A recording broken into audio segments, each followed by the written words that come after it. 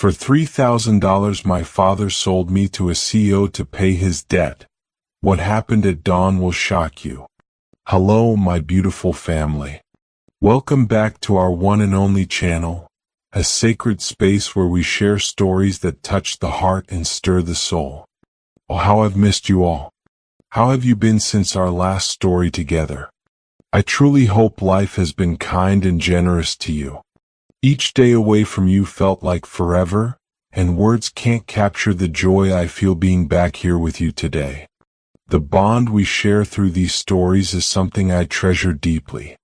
Your presence here isn't just appreciated, it means everything to me. Now, before we dive into today's tale, let's take a moment for something truly special, a heartfelt prayer. Heavenly Father, I come before you with a heart full of gratitude for every single member of this family. Lord, bless my daughter, our wonderful viewers, our loyal supporters, and everyone who finds comfort, joy, and love in this space. Whatever they may be facing today, Father, lift them up. Fill their hearts with peace, their minds with wisdom, and their lives with overflowing joy. May their dreams blossom into reality. May their struggles turn into triumphs. And may they always feel surrounded by love, divine and human. My dear family, I owe you an apology for the silence these past days. The truth is, I've been unwell. Stress and a lack of proper sleep took a toll on me, and my doctor advised I take a complete day off to rest and recover. Even during that time away, you were always in my thoughts. Every single moment, I found myself longing to share another story with you, to feel that beautiful connection we've built here. Being back with you now feels like returning home. There's a special kind of warmth that fills my heart when I tell these tales of love, redemption, and faith. It's a feeling nothing else in this world can replace. Your patience and understanding mean more to me than words can say. And today, as I return, healing, hopeful, and ready, I ask for a small favor. If you can please say a little prayer for me. Your kind words and heartfelt wishes give me strength. Even a simple, "get well soon," in the comments would mean the world and warm my heart more than you know. From the bottom of my heart, thank you. Your continued support through every like, comment, share, and subscription has been my motivation through it all. While I rested, my daughter, who is also a loving supporter of this channel, kept me company by reading your beautiful reactions and thoughtful comments aloud. Each one touched me deeply and reminded me why I began this journey in the first place. This isn't just a channel. It's a family. It's a circle of hearts beating together through stories that speak to the soul. Please keep supporting this beautiful family we've built. It's your love that breathes life into these words and transforms them into something extraordinary, something we share and feel together. Thank you for being here. Now let's dive into another unforgettable story. The morning after her father's devastating confession, Elena sat frozen on her bed, her small suitcase packed beside her. A black luxury car waited outside their dilapidated apartment building, a stark contrast to the crumbling surroundings. Her father couldn't even look her in the eyes as he mumbled, "It's time." $3,000. The amount seemed to echo in her mind with each step toward the car. Less than a month's rent in the better parts of the city. That's what her freedom was worth to the man who was supposed to protect her. The driver, a stone-faced man in a crisp suit, opened the car door without a word. Elena cast one final glance at her father, who stood in the doorway, his shoulders slumped with shame, or perhaps just relief that his debt collectors would no longer be hunting him. "Will I ever see you again?" she asked, her voice barely audible.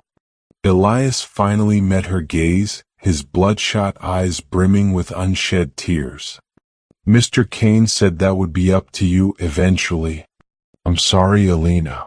I had no choice. But they both knew that wasn't true. There were always choices. He'd simply made the wrong ones again and again, until his daughter became the final bargaining chip. The drive to Victor Kane's estate took nearly 2 hours, leaving the crowded city behind for the secluded hills where the truly wealthy resided. Elena watched the scenery change from urban decay to manicured landscapes, each mile taking her further from everything she'd ever known. When the gates to Kane's property swung open, Elena's stomach tightened. The mansion loomed ahead, massive, imposing, cold. It wasn't just a home, it was a fortress designed to keep the world out, or perhaps, she thought with growing dread, to keep people in. The car pulled to a stop at the grand entrance. Before the driver could open her door, it swung open from the outside. A tall man with immaculate posture stood waiting. "Ms. Elena," he said with a slight bow. "I'm Marshall, Mr. Kane's house manager. He's expecting you in his study." Following Marshall through the mansion felt like walking through a museum after hours. Everything pristine, valuable, and utterly untouchable. Elena clutched her worn suitcase tighter, acutely aware of how out of place she was among the marble floors and priceless artwork. Marshall knocked on a heavy wooden door, and a deep voice responded, "Enter." Victor Kane didn't bother to stand when Elena walked in. He remained seated behind an enormous desk, his attention fixed on the documents before him. He was younger than she expected, perhaps in his early 30s, with sharp features that might have been handsome if not for the coldness in his gray eyes. "Sir, Ms. Elena has arrived," Marshall announced before quietly withdrawing, closing the door behind him. For several agonizing moments, Kane continued to read as if she weren't even there. Finally, he looked up, his gaze assessing her with clinical detachment. "Your father showed me pictures, but they didn't do you justice," he said, his voice carrying no warmth despite the words. "Welcome to your new home, Elena." "This isn't my home," she replied, summoning courage she didn't know she possessed. "Why did you buy me? What do you want?" A flicker of something, amusement perhaps, crossed his face. Direct. "I appreciate that." He stood, revealing his imposing height. "What I want is quite simple. Companionship on my terms. Your father owed dangerous people a substantial amount of money. I've handled that situation. In exchange, you'll live here and accompany me when required." "As what? Your prisoner? Your slave?" Elena demanded, her voice trembling despite her efforts to appear strong. Kane's expression hardened. "As my companion. You'll have your own room, access to most of the house and grounds, and an allowance. You'll want for nothing material. In return, you'll be available when I need you, for events, dinners, conversations. And if I refuse?" "You won't," he stated simply. "The agreement is binding. Your father ensured that. Besides, where would you go? Your apartment lease has been terminated, your belongings moved here, and your father has relocated to avoid his other creditors. You have nowhere else." The calculated precision with which he'd dismantled her life hit Elena like a physical blow. "This situation is temporary," Kane continued, his tone softening slightly. "Cooperate, and in time, perhaps we can renegotiate the terms. Please pause and take a moment to ask yourself, what would you do in Elena's situation? Would you fight back or try to adapt? Drop your thoughts in the comments. We all want to hear your thoughts and opinion." Marshall reappeared to show Elena to her room, a beautiful prison cell with silk sheets and a bathroom larger than her former apartment. The bay windows offered a stunning view of the gardens, but Elena quickly discovered they were locked, as was her bedroom door each night. During those first days she barely saw Kane. She explored the permitted areas of the mansion, always aware of security cameras tracking her movements. The staff treated her politely but distantly, clearly instructed not to become friendly. On the fourth night, Marshall delivered a package to her room, an elegant black dress with accompanying accessories and a note. Dinner. 8 p.m. Wear this. It wasn't a request. As Elena slipped into the dress, she caught her reflection in the mirror and hardly recognized herself. Behind the expensive fabric and carefully applied makeup lurked a terrified young woman playing a role she never auditioned for. At exactly 8 p.m., she descended the grand staircase to find Victor Kane waiting at the bottom, watching her with those inscrutable gray eyes. The game had begun. The dining room gleamed with understated luxury, crystal chandeliers, hand-painted china, and silverware that probably cost more than a semester of the college education Elena had once dreamed of. Victor Kane sat at the head of a table designed for 20, with Elena placed at his right hand, close enough to converse but separated by an invisible barrier of power and control. "You look appropriate," he said, his eyes briefly scanning her appearance before signaling to the staff. Immediately, servers appeared with the first course. Elena stared at the elaborate arrangement of food, her appetite non-existent. "Why am I here? Really?" Victor took a sip of wine, watching her over the rim of his glass. Directness again. "Most people who meet me are too afraid to ask real questions." "I'm not most people," Elena replied. "Most people aren't purchased."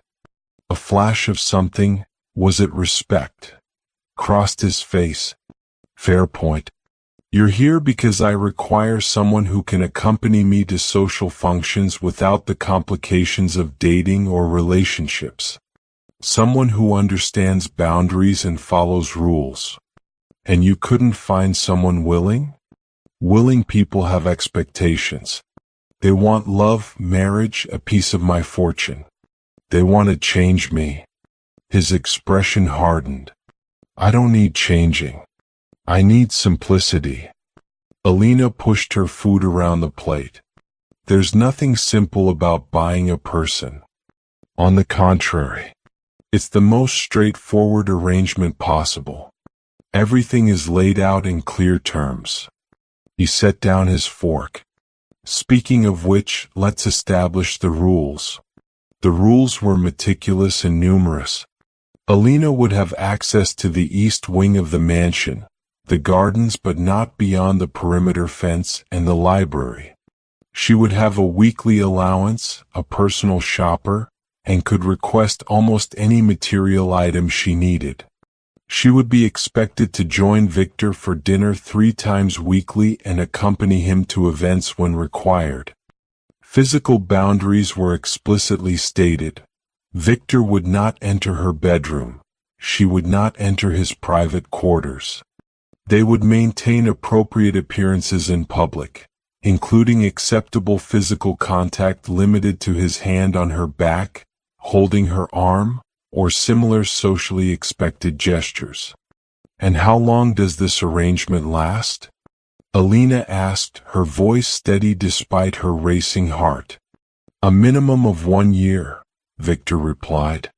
"After that, we can renegotiate if both parties agree." "And if we don't agree?" Victor's eyes locked with hers. "Then you'll be free to go with enough financial support to establish yourself elsewhere." "I'm not a monster, Elena. This is a business arrangement, not a life sentence." But it felt like one. As the weeks passed, Elena adjusted to her gilded cage. She spent her days exploring the library, walking the gardens, and occasionally swimming in the indoor pool.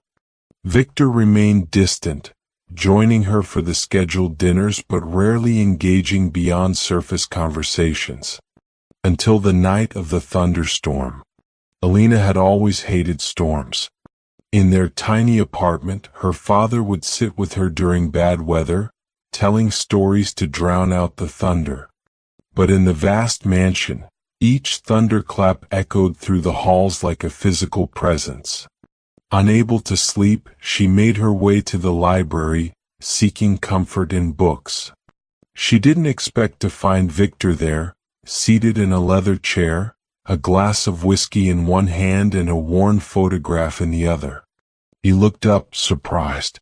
"You should be in bed." "I don't like storms," she admitted, hovering in the doorway. For a moment she thought he might dismiss her. Instead, he gestured to the chair opposite his. "Neither do I."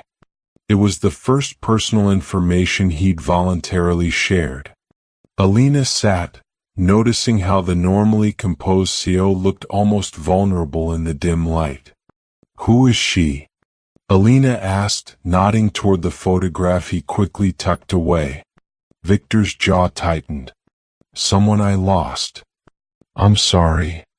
"Don't be. It was a long time ago." He finished his whiskey in one swallow. "Why do you fear storms?" The question caught her off guard.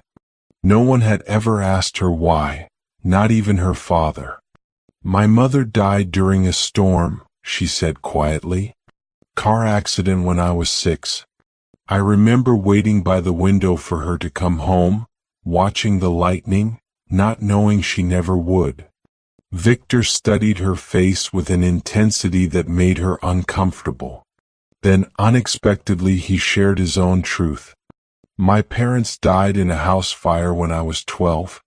It was raining that night, not a storm, just steady rain. I was at a friend's house. Sometimes I think if I'd been home." He stopped abruptly, as if suddenly remembering who he was speaking to. "We should both get some rest," he said, his voice returning to its usual controlled tone. But something had shifted between them. The next morning, Elena found a stack of books outside her door, all adventure stories set in sunny, dry climates. There was no note, but the message was clear enough.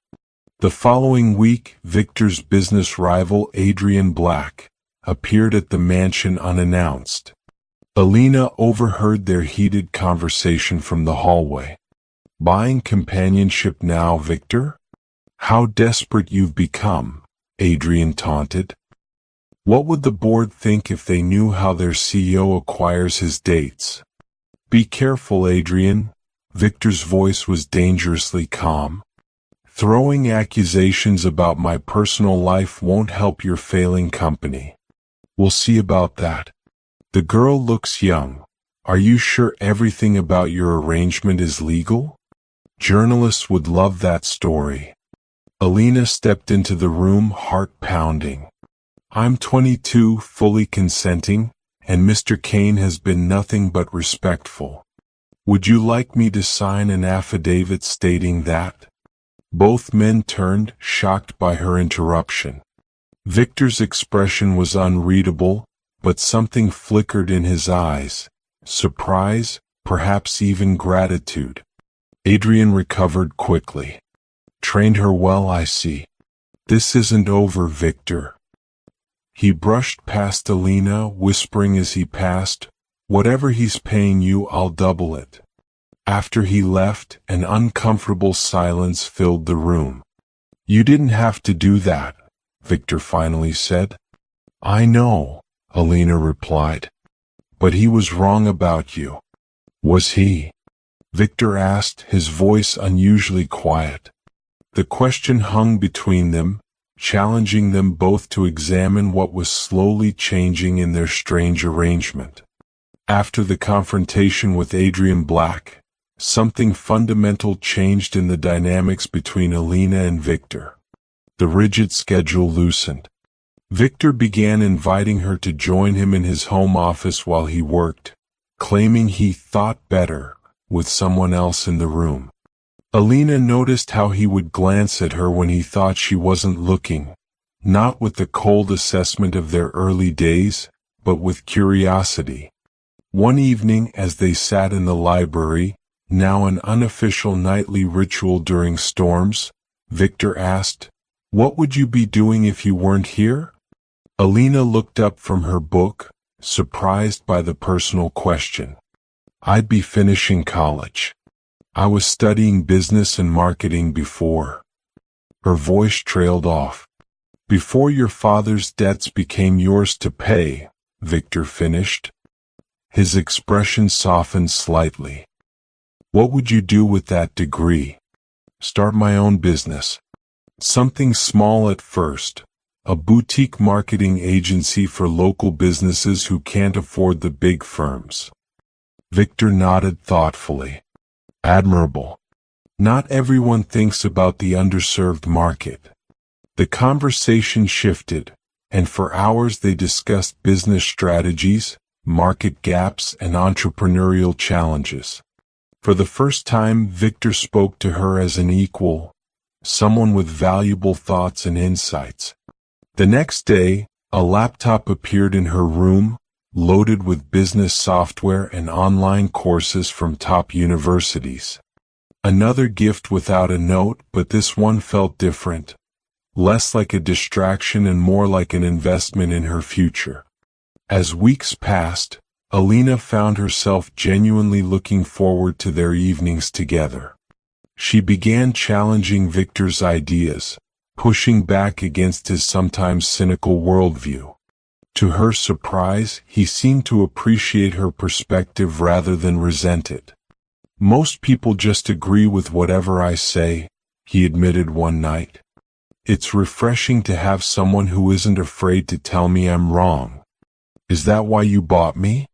To have someone who isn't afraid of you?" The question hung in the air, heavier than she'd intended. Victor's eyes met hers. "I didn't realize that's what I needed until you arrived." Their growing connection didn't go unnoticed. Marshall began giving Elena knowing looks whenever she asked about Victor's schedule. The house staff, initially distant, warmed to her as they observed how their employer's demeanor softened in her presence. But Adrian Black remained a shadow over their evolving relationship. News reports surfaced questioning Victor's business ethics. Anonymous sources claimed Kane Industries was built on exploitation and dubious deals. Though none mentioned Elena directly, Victor grew increasingly tense, working later hours and taking private calls. One night, Elena woke to raised voices downstairs. Slipping out of bed, she crept to the top of the stairs to listen. "You need to end this arrangement now," a woman's voice insisted. "Adrian has hired private investigators. It's only a matter of time before they discover the truth." "There's nothing illegal about our arrangement, Diana," Victor replied, his voice tight with frustration. "She's an adult who consented to stay here. After her father sold her to you for a pathetic sum. How do you think that will play in the media? You'll lose everything you've built." "I don't care." The words, spoken with such certainty, made Elena's heart skip. "Don't be ridiculous, Victor. Of course you care. Kane Industries is your life." Things change. Elena retreated to her room, mind spinning. Was Victor actually choosing her over his company? Or was this just another manipulation? The next morning, Victor was unusually quiet at breakfast. Finally, he spoke. "We need to discuss our situation. Adrian is becoming a genuine threat."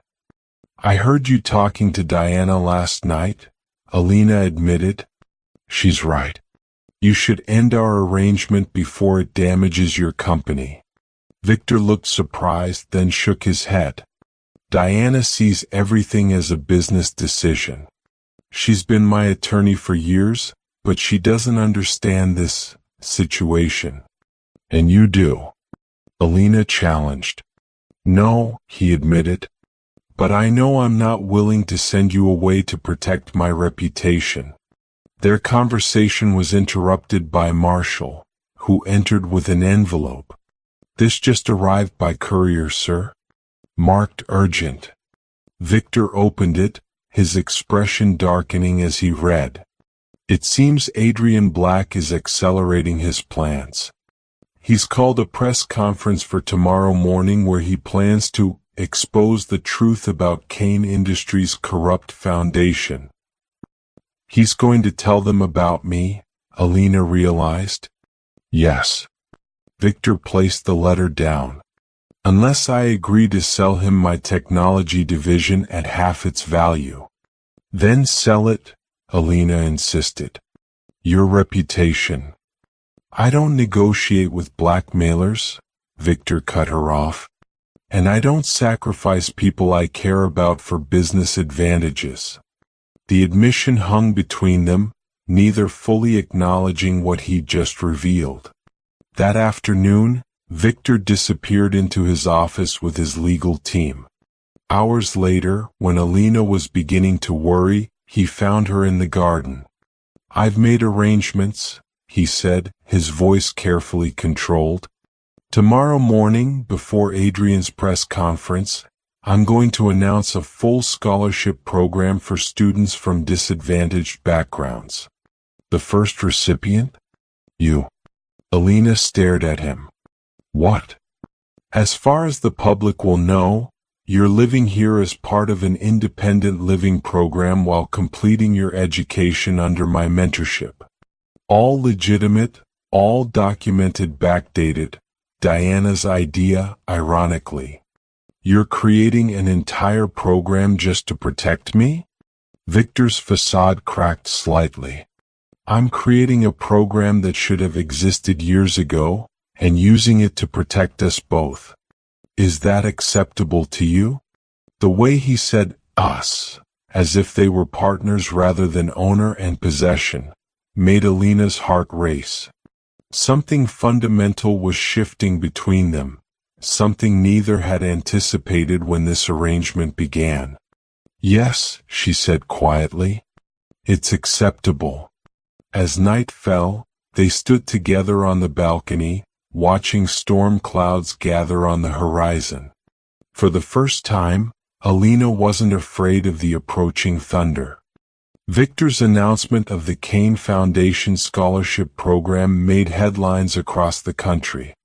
With Elena as the face of the initiative, their story transformed overnight from potential scandal to heartwarming philanthropy. Business magazines praised Kane's commitment to education and opportunity. Even Adrian Black temporarily retreated, his planned expose now seeming like petty corporate jealousy. But both Elena and Victor knew better than to believe the danger had passed. He's planning something, Victor said one evening as they reviewed the latest coverage. Adrian never backs down this easily. Elena had grown to recognize the subtle tension in Victor's jaw when he was concerned. What do you think he'll do next? Look for holes in our story. Try to find your father. Dig deeper into the original transaction. He reached across the table, briefly touching her hand, a gesture that would have been unthinkable weeks ago. Are you prepared for that possibility? That the world might learn I was sold for $3,000? She forced a smile. Not really, but I'm stronger than I was when I arrived here. Victor's expression softened. Yes, you are. Their quiet moment was interrupted by Marshall, who entered with Victor's secure phone. Sir, Miss Diana says it's urgent. Victor excused himself, but Elena could hear his voice rising from the hallway. When he returned, his expression had darkened considerably. Adrian found your father, he said without preamble, and convinced him to talk. Elena felt the blood drain from her face. What did he say? Everything. The gambling debts. The threats. The payment. Adrian recorded it all. Victor paced the room. Diana is trying to get an injunction to prevent publication, but my father confirmed everything, Elena finished, her voice hollow. So much for your scholarship cover story. Victor stopped pacing, his eyes meeting hers with unexpected intensity. I didn't create that program as just a cover story. I meant every word. You deserve that opportunity regardless of how we met. Something in his tone made Elena's heart race. Victor. I need to tell you something, he interrupted. Something I should have explained long ago. He crossed to the bookshelf and removed a small wooden box. From it, he withdrew the photograph Elena had glimpsed months earlier, the one he always kept hidden.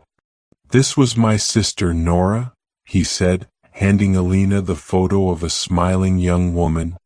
She died 5 years ago. Elena studied the image, noting the same sharp gray eyes that Victor had. I'm sorry. What happened? Victor's jaw tightened. She fell in love with a man named Robert Grayson. Charming, handsome, and deeply in debt.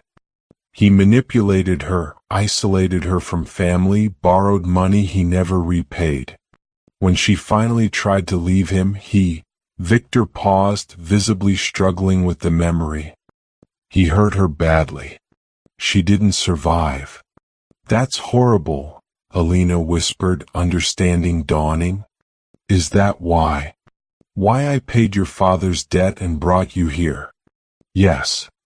Victor's eyes held hers. When I learned about your situation, all I could see was another young woman being sacrificed for a man's debts. I couldn't save Nora, but I thought I could save you. By buying me? Elena challenged, though her voice lacked its usual edge. By removing you from danger, he corrected. The original plan was to set you up with your own place, an education, a fresh start, completely independent of me. What changed? Victor looked away. I met you. And selfishly, I wanted to keep you close. To protect you personally. At least, that's what I told myself. The admission hung between them, laden with unspoken implications. Please take a moment to reflect. Sometimes the people who seem coldest are the ones carrying the deepest wounds. Has someone's surprising revelation ever changed how you saw them? Share your experience in the comments. And if this emotional journey is touching your heart, make sure to hit that subscribe button and join our Love and Twilight's family for more powerful stories. Before Elena could respond, her phone buzzed with a notification. She glanced down and froze. Victor, she said, her voice shaking as she held up the screen. It's trending. The headline was brutal. Kane Industries CEO purchased young woman from indebted father. Exclusive interview with father reveals all. Victor's phone immediately began ringing. Diana, likely with crisis management plans. But he didn't answer it. Instead, he remained focused on Elena. I'm sorry, he said simply. This will get ugly. The next 48 hours passed in a blur. News vans camped outside the estate gates. Social media exploded with speculation, some painting Victor as a predator, others questioning Elena's character. Victor's board of directors called an emergency meeting. Through it all, he refused to issue a statement without Elena's approval. It's your story too, he insisted. Perhaps more yours than mine. On the third morning, as they sat in Victor's office reviewing Diana's latest proposed statement, Marshall entered with a tablet. Sir, you need to see this. It's Mr. Black live on Channel 8. Adrian Black stood outside Kane Industries headquarters, a smug smile on his face as reporters thrust microphones toward him. While everyone focuses on the sensational headlines, they're missing the real story, he was saying. Kane Industries' financial reports show unusual payments to offshore accounts, payments that coincide with Victor Kane's so-called charitable activities. I believe federal investigators should examine whether these scholarships are actually money laundering operations. Victor's face hardened. He's trying to trigger a federal investigation. If they start digging, they might find the payment to my father, Elena finished, which would confirm the worst interpretation of our arrangement. For the first time since she'd known him, Victor looked uncertain. Diana has a contingency plan. We can transfer you to a private residence abroad until this blows over. You'd be comfortable, continue your education. You want me to run away? Elena asked, stunned. I want you to be safe. From the media, from investigations, from all of it. His voice grew quiet. This was never what I intended for you. Elena stood, anger and hurt mingling in her chest. So after everything, you're still making decisions about my life without consulting me?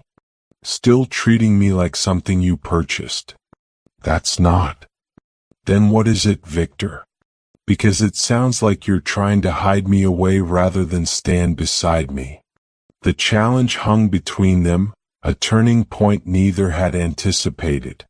Victor's response would determine everything that followed, for both of them. Victor stared at Elena, her words hanging between them like a physical barrier. His usual composed expression faltered, revealing something raw and unfamiliar. You're right, he finally said, his voice quiet. I'm still trying to control the situation. To control you. He ran a hand through his hair, a rare gesture of vulnerability. Old habits. I'm not something you need to manage, Victor. I never was. I know that. He moved toward the window, looking out at the media circus beyond the gates. But this situation, it's my fault. I thought I was protecting you, but I've only complicated your life. Now you're caught in a public scandal that could follow you forever. Elena joined him at the window. Do you regret it? Bringing me here? Victor turned to her, his gray eyes intense. Not for a second. But I regret how it began. The transaction. The rules. Treating you like property, she finished. Yes. He hesitated before continuing. I've spent my entire adult life building walls, Elena. After Nora died, I promised myself I wouldn't care about anyone that deeply again. It was easier to keep people at a distance. Employees, business partners, even the few women I dated. No one got close enough to matter. And now I find myself caring more about your happiness than my company's stock price. A ghost of a smile touched his lips. It's terrifying. Elena felt her heart quickening. So what do we do about Adrian, the media, all of it? What do you want to do? Victor asked, and this time it wasn't rhetorical. He genuinely wanted her answer. Elena thought for a moment. I want to stop hiding. I want to tell our story, the true story, not Adrian's version. And I want to face whatever comes next, together. Victor studied her face as if searching for doubt. Finding none, he nodded slowly. Together then. That evening they sat with Diana and the crisis management team, crafting a statement.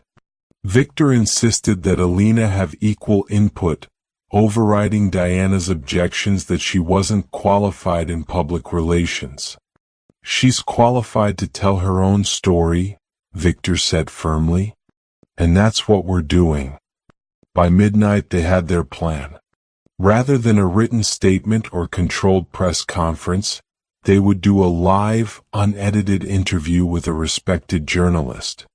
No pre-approved questions, no safety net. They would answer honestly about how their arrangement began and how it had evolved. This is incredibly risky, Diana warned. One wrong word could trigger investigations into both of you. It's the right thing to do, Victor replied, his voice steady. As dawn approached, Elena found herself unable to sleep. She slipped out to the garden, watching as the first hints of light touched the eastern sky. The air felt different somehow, cleaner, full of possibility. She heard footsteps behind her and turned to find Victor, also sleepless, also seeking solitude. I used to come out here to think when the house felt too empty, he said, joining her on the stone bench. But lately the house doesn't feel empty anymore. They sat in comfortable silence, watching the darkness gradually yield to light. As the sun crested the horizon, Victor turned to her. There's something I need to tell you before the interview. Something I should have said months ago. He took a deep breath. I'm in love with you, Elena. Not as someone I purchased or someone I'm responsible for, but as the woman who brought light back into my life when I thought I'd live in darkness forever. The confession hung in the dawn air between them. I know the timing is terrible, he continued, and I don't expect you to. Elena leaned forward and kissed him, cutting off his words. When she pulled back, tears glistened in her eyes. I love you too. Despite how we began. Despite everything. The moment was interrupted by Marshall, appearing at the garden entrance. Sir, Miss Diana asked me to inform you that there's been a development. Mr. Elias has arrived at the gate. My father? Elena stood, shock washing over her face. He's here? Victor's expression hardened. I'll handle this. No, Elena touched his arm. We'll handle it together. Like we agreed. Elias looked haggard and nervous as he was shown into Victor's study. His eyes widened at the sight of Elena standing confidently beside Victor. Lena, he began, his voice cracking. Why are you here? She asked, her tone neutral. To make things right. Elias pulled a flash drive from his pocket. Adrian Black paid me to tell my story, but he edited the recording. Cut out the parts that didn't fit his narrative. He placed the drive on the desk. This is the full interview. I talk about how I've struggled with gambling addiction for years. How you tried to help me countless times. How Victor not only paid my debt but got me into a treatment program. Victor looked surprised. You completed the program I arranged? Elias nodded. 6 months sober. First time in 20 years. He turned back to Elena. I know I can never make up for what I did to you. But I couldn't let them twist this into something it wasn't. Not when you both helped me when no one else would. Elena felt tears gathering.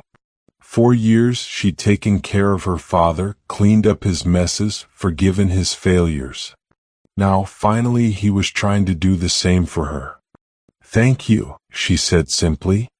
After Elias left, they reviewed the full recording. Changed everything. While it didn't erase the uncomfortable beginning of their arrangement, it provided crucial context that Adrian had deliberately omitted. As the interview hour approached, Victor took Elena's hands in his. Whatever happens next, I want you to know something. You came here as a transaction, but you've become the most valuable person in my life. Not because I purchased you, but because you showed me how to live again. The sun had fully risen now, bathing the room in golden light. A new day. A new beginning. Whatever came next, they would face it together. Not as owner and possession, but as two people who had found love in the most unexpected circumstances. The interview was set for 7 p.m., prime time. As makeup artists made final touches to both Victor and Elena's appearances, Diana reviewed their key talking points one last time. Remember, acknowledge the unusual beginning without dwelling on it. Focus on the scholarship program, Elena's education, and the positive transformation. Avoid mentioning specific dollar amounts. Victor nodded absently, his attention fixed on Elena. She wore a simple blue dress, professional yet approachable, her hair pulled back to frame her face. Gone was the frightened girl who had arrived at his mansion months ago.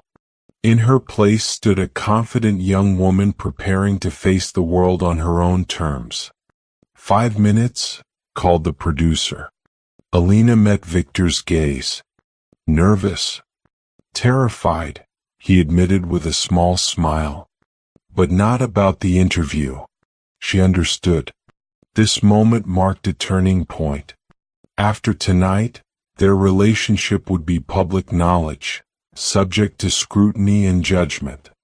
They were stepping into unknown territory together. Catherine Lawson, the journalist they'd selected for the exclusive, had a reputation for tough but fair reporting. As the cameras began rolling, her first question cut straight to the heart of the matter. Mr. Kane, let's address the headlines directly. Did you pay money to Elena's father in exchange for her companionship? Victor didn't flinch.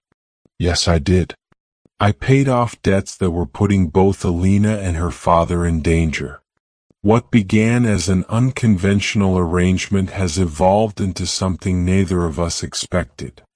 Elena, many would characterize this situation as exploitation. How do you respond to that? Elena sat straighter. I understand why people might see it that way. Had you asked me 6 months ago, I might have agreed. But context matters. My father was in debt to dangerous people. Mr. Kane's intervention removed that threat. But he brought you to live in his home, under his control. Yes. At first there were rules, boundaries. I wasn't a prisoner, but I wasn't entirely free either. Elena glanced at Victor. What neither of us anticipated was how that arrangement would transform as we came to know each other as people, not as parties in a transaction. The interview continued for a full hour, covering everything from Victor's sister Nora, to the scholarship program, to Adrian Black's allegations. Catherine pushed hard on the financial aspects, but Elias's unedited interview, which they had provided to her team beforehand, helped contextualize the situation.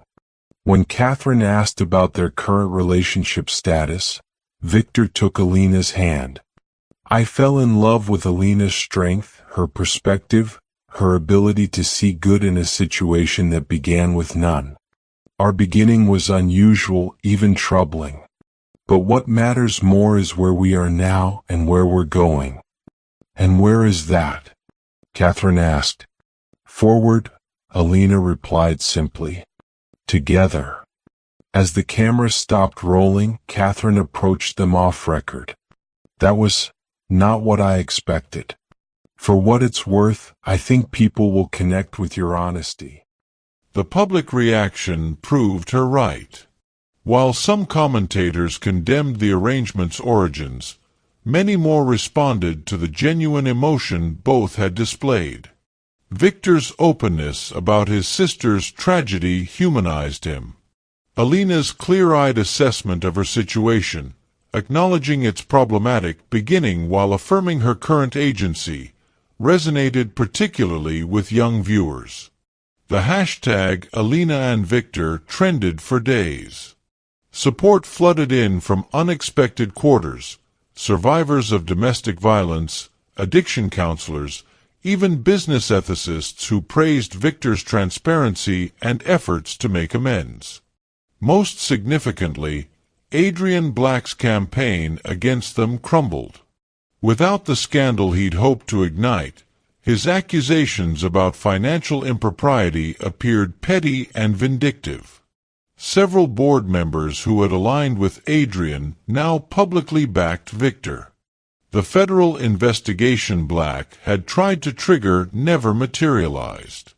3 weeks after the interview, as the media frenzy finally began to subside, Victor found Elena in the garden, working on her business plan, a project that had evolved from theoretical to imminent. The scholarship program had expanded, with Elena taking a leadership role in its development. She was no longer just its first recipient, she was helping shape its future. The board meeting went well, Victor announced, joining her on the bench. Adrian has withdrawn his hostile takeover attempt. Good. Elena closed her laptop. Though I'm not sure how much you actually care about that anymore. Victor smiled. You know me too well. The company matters, but priorities change. He hesitated before continuing. Speaking of change, there's something I want to discuss with you. From his pocket, he withdrew a small velvet box. Elena's eyes widened. This isn't a proposal, Victor clarified quickly. Not yet. That would be too soon, given everything we've been through. He opened the box to reveal a key. What's this? Elena asked. The key to your new apartment. It's close to the university, fully furnished, with excellent security. His expression was a mixture of determination and vulnerability. You said once that I was still treating you like something I purchased. You were right. True love means freedom, not possession. Elena stared at the key. You want me to leave? I want you to choose. Stay because you want to, not because of our arrangement. Build your life, pursue your education, launch your business, independently. And if that path leads you back to me. His voice softened. I'll be here. Tears filled Elena's eyes as she took the key. After months of having decisions made for her, this final choice meant everything. That evening, she packed a small bag, just enough for a few days, and Marshall drove her to the apartment. It was beautiful, thoughtfully designed with touches that showed Victor had paid attention to her preferences. But as she wandered through the empty rooms, something felt missing. 3 days later, as dawn broke over the city, Elena returned to the mansion. She found Victor in the garden, looking as though he hadn't slept since she left. When he saw her, he stood, hope and fear battling in his expression.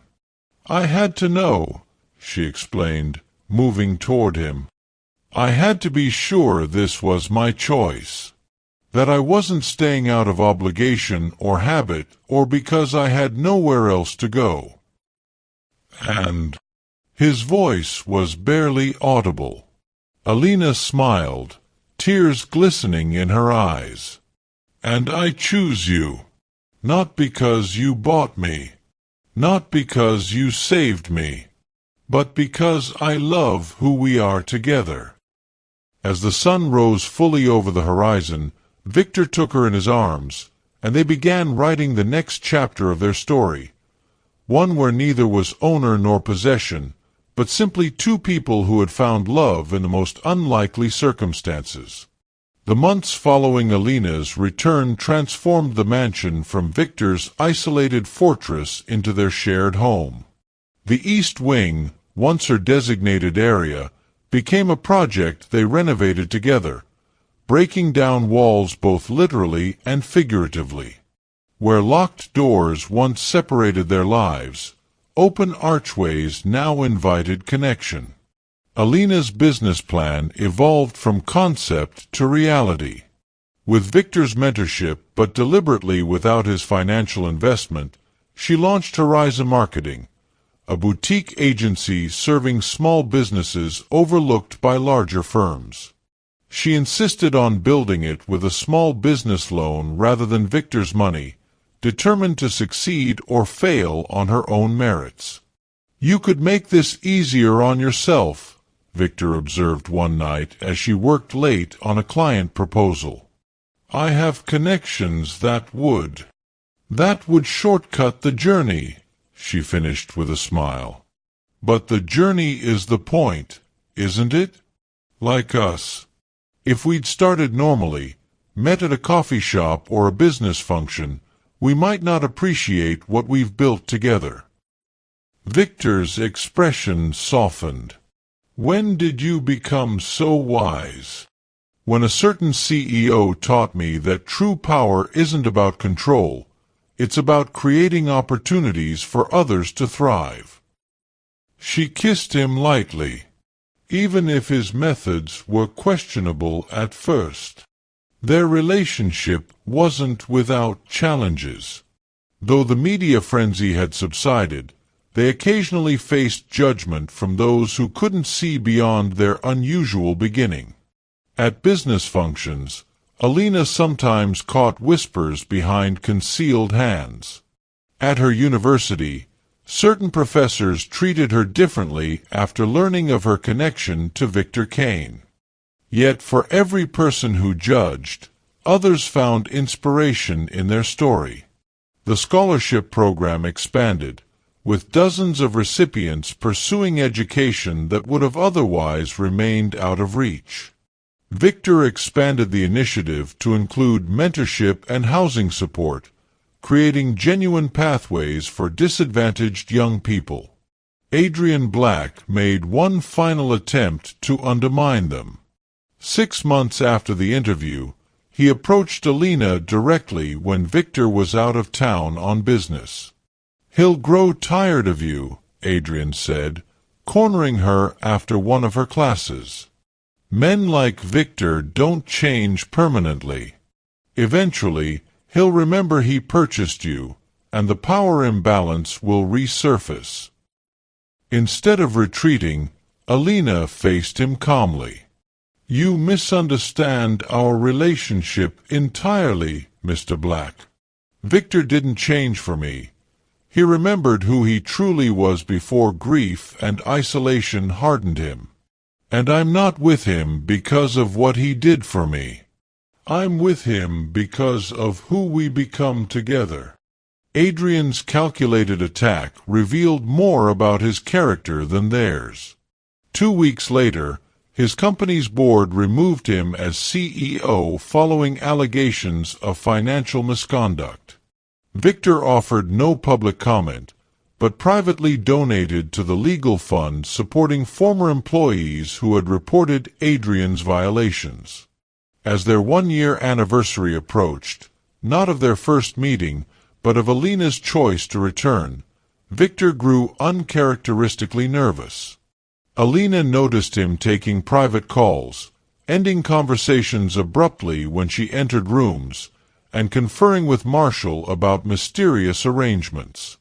"Are you planning something?" she asked one evening. "Planning," Victor repeated, his expression too innocent to be believable. "Why would you think that?" The mystery resolved itself on a crisp autumn morning when Victor woke her before dawn. "Get dressed," he said, excitement visible in his usually composed features. "I want to show you something." He drove them himself, refusing to answer her questions about their destination. After nearly an hour, they turned onto a tree-lined road leading to a modest but charming house with a wraparound porch and a small garden. A "Sold" sign stood in the front yard. "Victor, what is this?" Elena asked as they parked. He handed her a key. "This is ours, if you want it." Inside, the house was warm and inviting, neither opulent like the mansion nor compact like her apartment. It felt like home. "I thought we could start fresh," Victor explained, watching her reaction carefully. "Somewhere that belongs to both of us equally. No baggage, no power imbalance, no reminders of how we began." In the kitchen, Elena found framed architectural plans on the wall. "What are these?" "The Future Horizon Marketing Headquarters," Victor said, coming up behind her. "The detached garage converts perfectly to an office space. The property includes enough land for expansion when you outgrow it." Tears filled Elena's eyes as she turned to him. "You really thought of everything." "Not quite everything." Victor took a deep breath before dropping to one knee. "There's one more question I need to ask." The ring he offered was elegant but understated, not a demonstration of wealth but a symbol of commitment. "I don't want to own you, Elena. I want to partner with you, in business, in life, in everything. Will you marry me?" Elena knelt to join him at eye level, cupping his face in her hands. "We've done everything backwards, haven't we? Most couples date, then live together, then get engaged." "We've never been conventional," Victor acknowledged with a smile. "Good. Conventional is overrated." She kissed him deeply before whispering, "Yes." That evening, as they sat on the porch of their new home watching the sunset, Victor's phone buzzed repeatedly with business emergencies demanding attention. For the first time in his career, he powered it off without checking the messages. "They can wait until morning," he said, pulling Elena closer. "Some things are more important."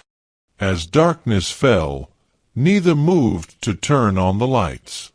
They remained wrapped in each other's arms, two people who had found their way to love through the most unlikely beginning, a journey that proved sometimes the worst decisions can lead to the best outcomes if you're brave enough to transform them. The next chapter of their story was about to begin.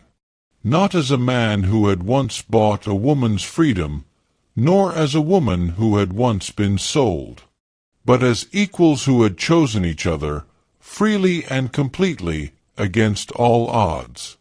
Their wedding was nothing like anyone expected from Victor Kane, CEO of a billion-dollar empire. No lavish hotel ballroom, no hundreds of business associates and social climbers.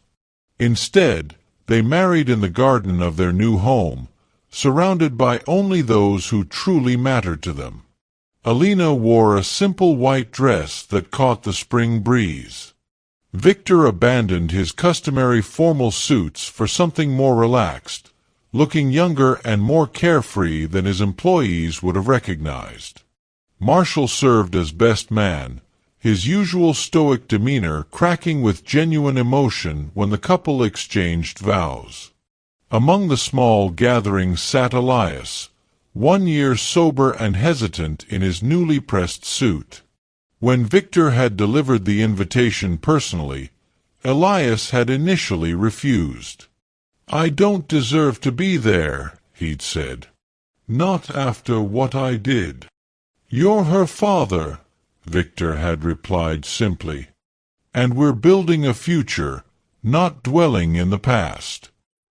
Now, watching his daughter marry the man to whom he had once sold her, Elias wept openly, tears of shame transformed into gratitude for second chances. Diana attended too, her legal mind still struggling to comprehend how the most questionable contract she'd ever drafted had somehow resulted in authentic love. During the reception, she pulled Elena aside.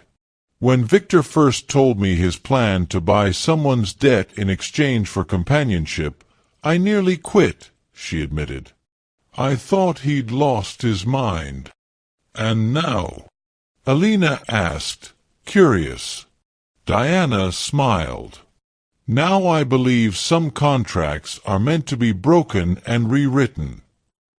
Horizon Marketing flourished under Elena's leadership. She hired other scholarship recipients, creating opportunities that mirrored the second chance she'd received. By their first anniversary, her client list had quadrupled, and she'd opened a second office in a neighboring city. Victor supported her success without overshadowing it. When investors learned of their connection and sought meetings with Elena hoping to access Victor's influence, he deliberately stayed away, allowing her to stand on her own merits.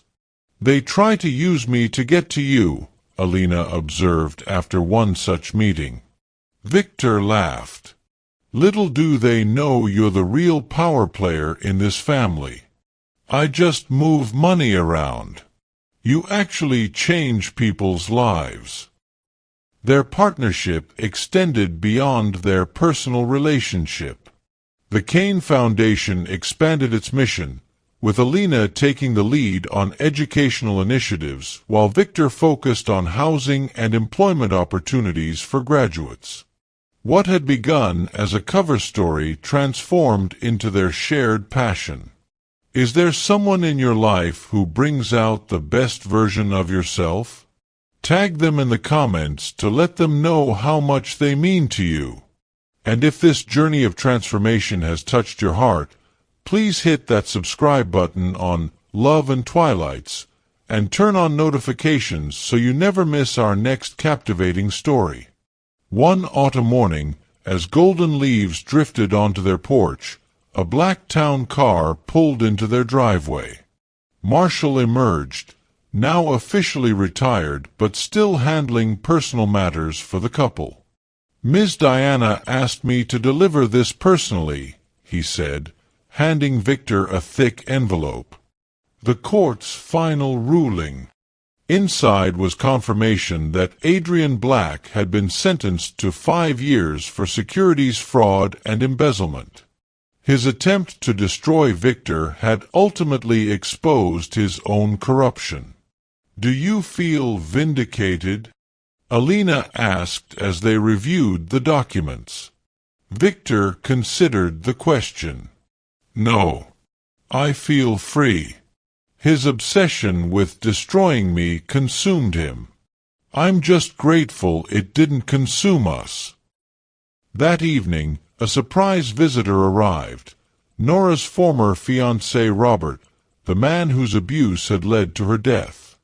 Now pale and gaunt after serving his prison sentence, he stood nervously at their door. "I know I have no right to be here," he began.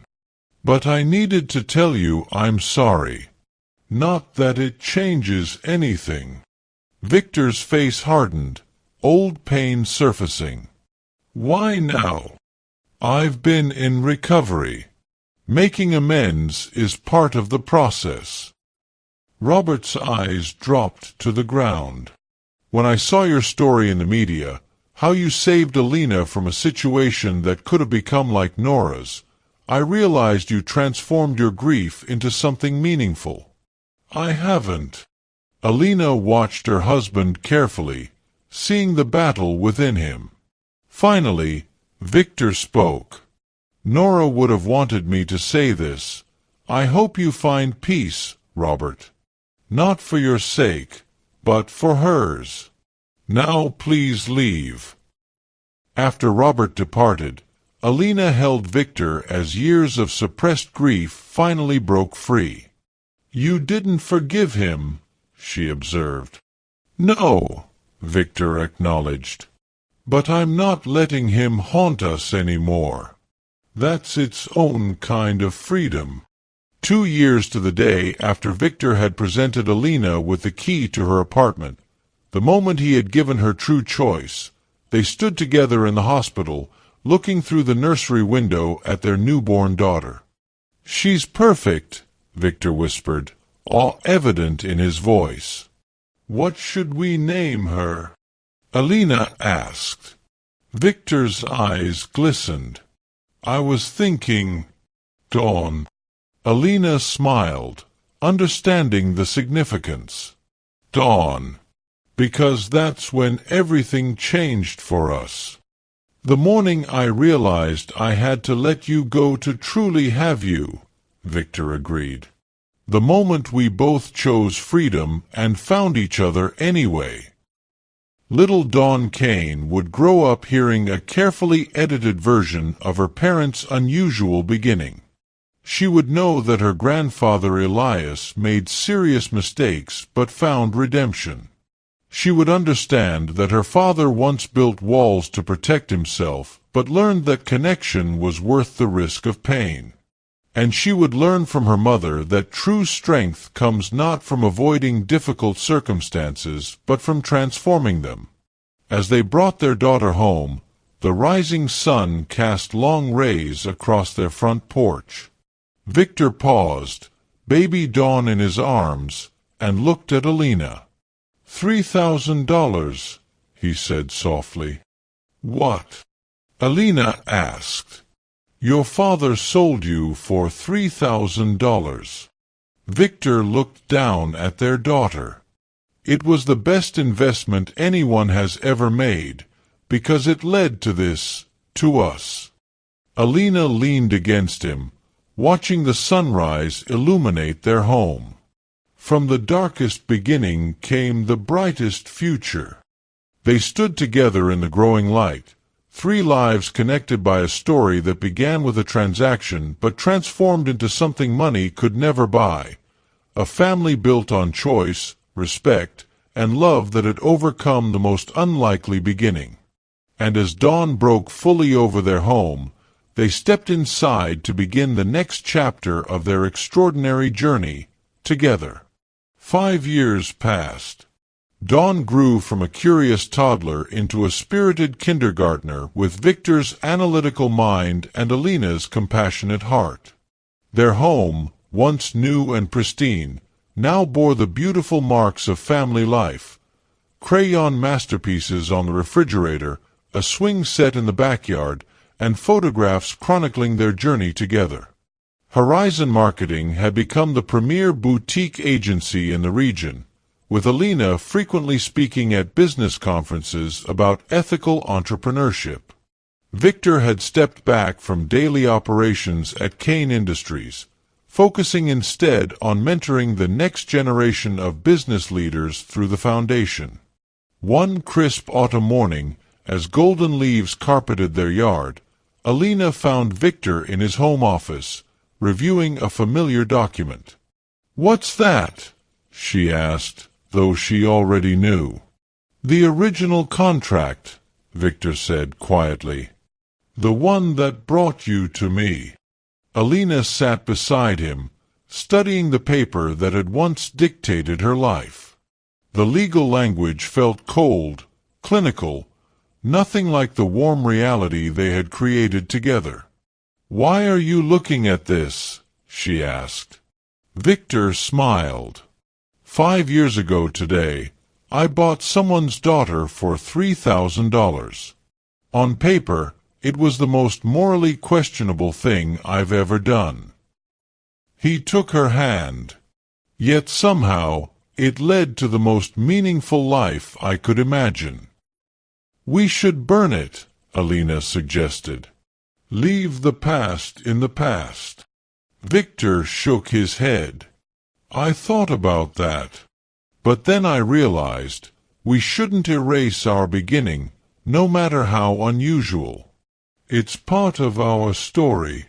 Later that day, as Dawn napped, they walked to the garden where they had exchanged their vows. Victor carried a small wooden box, the same one that had once contained Nora's photograph. "I had something made for you," he said, opening the box to reveal a delicate gold compass pendant. "It's beautiful," Elena said as he fastened it around her neck. "Look inside."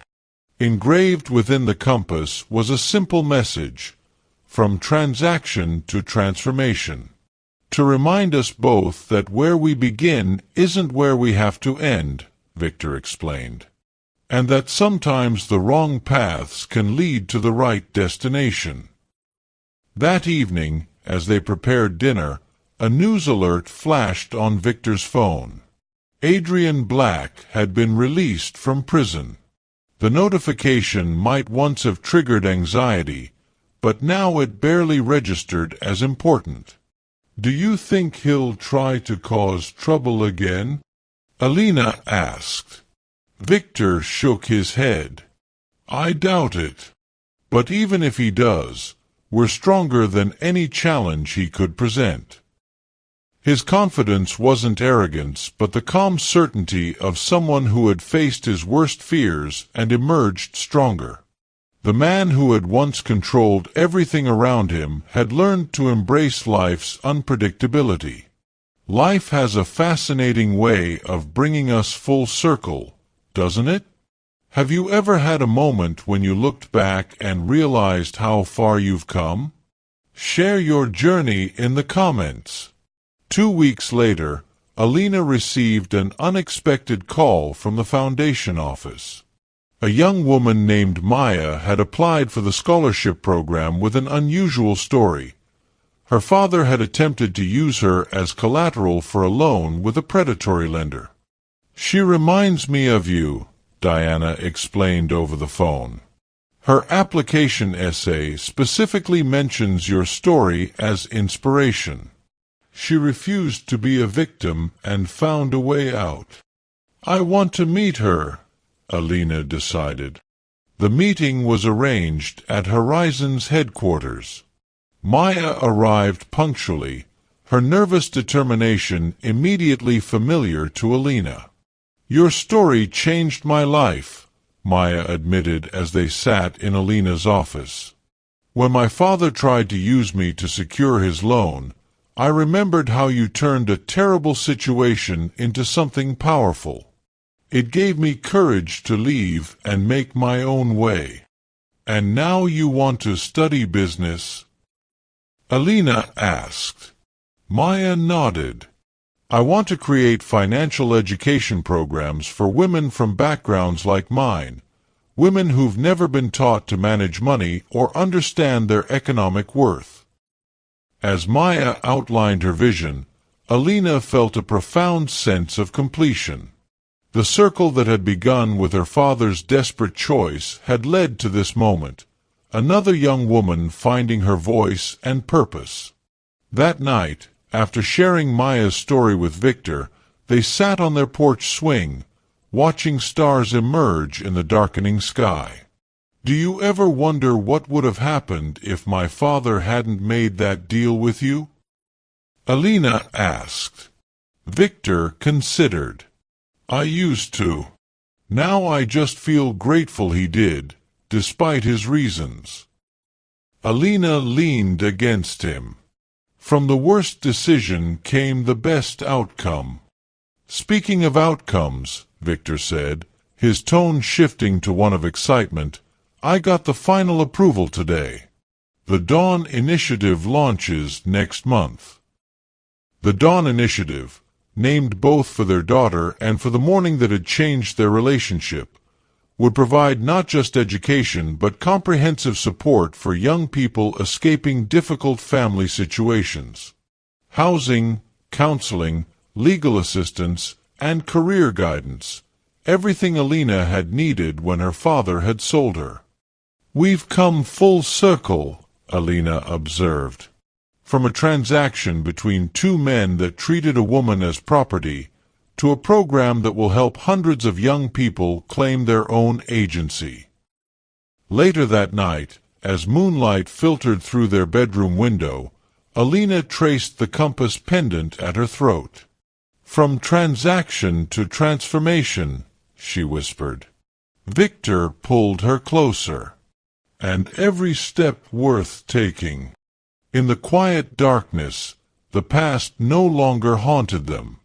The $3,000 that had once represented Elena's price tag had multiplied into millions dedicated to ensuring no one else would face the choice she had. The man who had purchased her had become the partner who championed her freedom and strength. And the woman who had been sold had transformed into someone who owned her story completely, using it to light the way for others. As dawn approached once more, they slept peacefully in each other's arms, their extraordinary journey a testament to love's power to transform even the darkest beginnings into the brightest futures.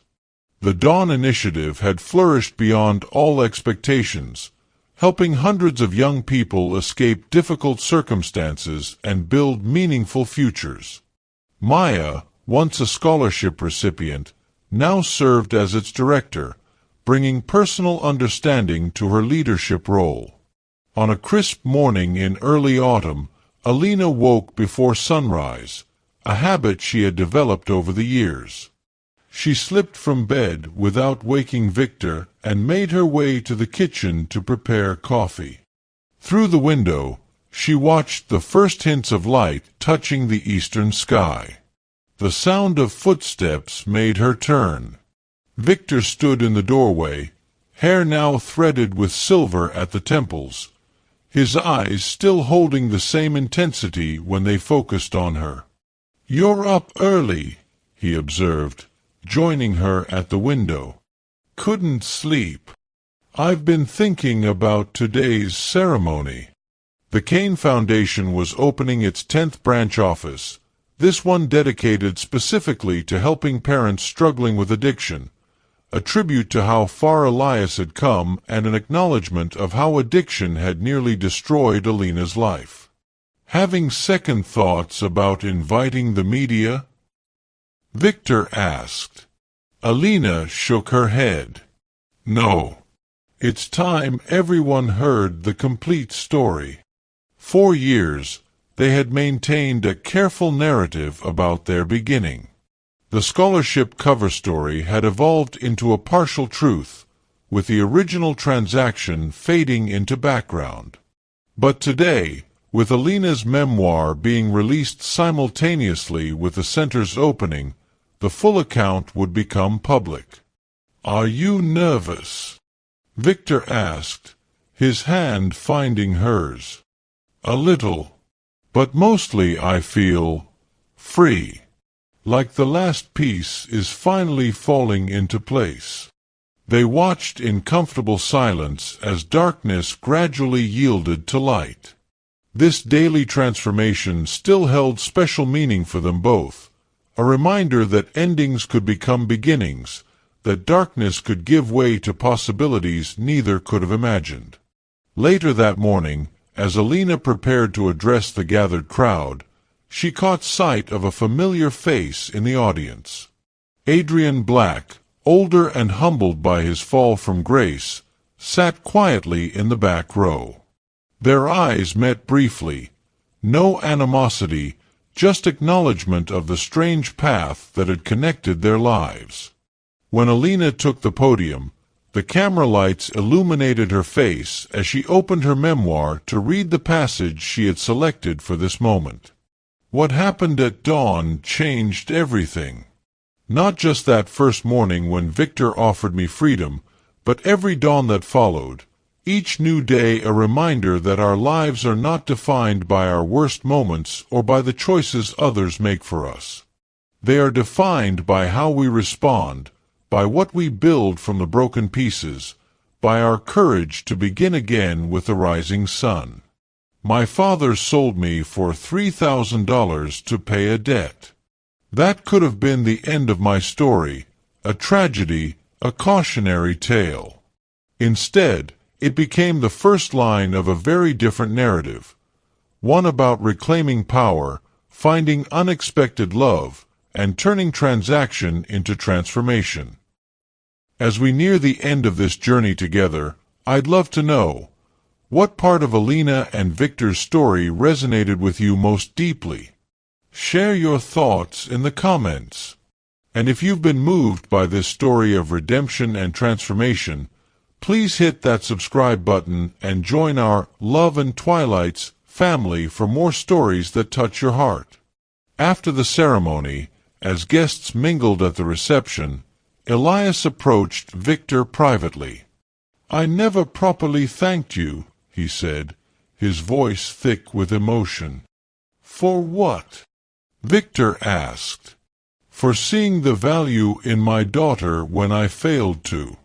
For turning my worst mistake into her best chance."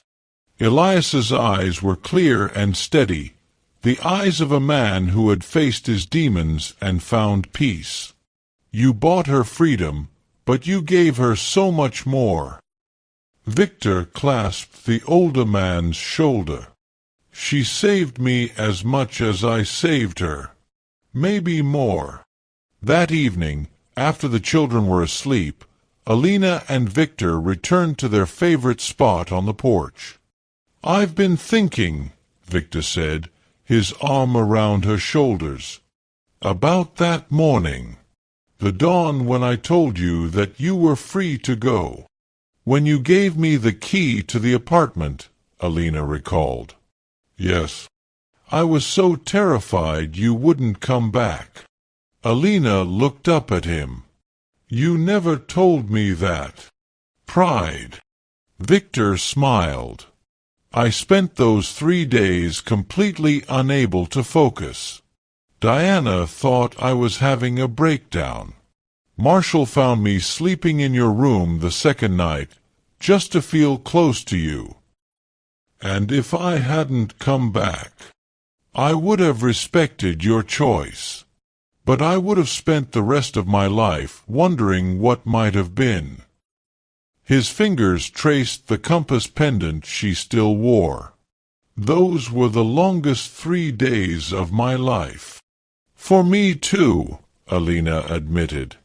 "I kept walking around that empty apartment, trying to imagine a life without you. It felt incomplete." As darkness settled around them, they remained on the porch, recounting memories, planning future projects, discussing their children's latest accomplishments. Their conversation flowed with the ease of two people who had weathered storms together and emerged stronger. When Elena finally yawned, Victor stood and offered his hand. "Come to bed. Tomorrow's another day." "Another dawn," she agreed, taking his hand. As they walked inside, Elena paused for one last look at the night sky. In a few hours, darkness would once again yield to light. The cycle that had marked their journey would continue, an endless reminder that transformation was always possible, that love could grow from the most unlikely beginnings, and that sometimes what happened at dawn could change everything. Did this tale of unexpected love touch your heart? Did you see yourself in Elena's resilience or Victor's transformation? Their story reminds us that even our darkest moments can lead to beautiful beginnings if we're brave enough to embrace them. Don't let this be the final chapter of our connection. Transform from viewer to family member by hitting that subscribe button right now. When you do, you're not just following a channel. You're joining a community of souls who believe in love's power to change everything. Drop a comment sharing which moment in Elena and Victor's journey moved you most. Was it the thunderstorm that first connected them? The moment Victor gave Elena true freedom? Or perhaps when they came full circle with the Dawn Initiative? Every sunrise brings new stories waiting to be told. Make sure you don't miss a single one. Turn on notifications and become part of our storytelling sunrise. Because just like Elena discovered, sometimes the most beautiful stories begin at dawn. Remember, from transaction to transformation, from viewer to family, the choice is yours to make. We'll be waiting for you with another captivating story when the sun rises again.